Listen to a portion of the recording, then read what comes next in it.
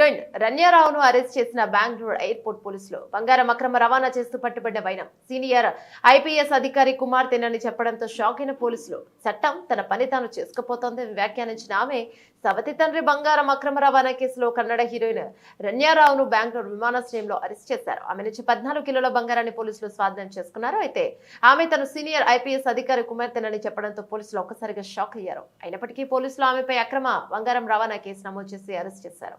Senior IPS అధికారి ప్రస్తుత Karnataka police housing corporation DG doctor K Ramachandra Rao ఆమెకు సొంత తండ్రి కాదు, సవతి తండ్రి. ఈ ఘటనపై ఆయన స్పందిస్తూ 4 నెలల క్రితమే రన్య పెళ్లి చేసుకుందని, అప్పటి నుంచి ఇప్పటి వరకు తను తమని కలవలేదని వెల్లడించారు. తన గురించి కానీ తన భర్త చేసే వ్యాపారం గురించి కానీ తమకేమీ తెలియదని ఆయన పేర్కొన్నారు. జరిగిన విషయం తెలిసి తామంతా షాక్ అయ్యామని, ఎంతో నిరాశ చెందామన్నారు. చట్టం తన పని తాను చేసుకుపోందని ఆయన వ్యాఖ్యానించారు. కాగా రన్యారావు 7 ఏళ్లుగా సినీ ఇండస్ట్రీకి దూరంగా ఉన్నారు. హీరో సుదీప్ దర్శకత్వంలో వచ్చిన మాణిక్య మూవీలో ఆమె సహాయ నటిగా నటించారు.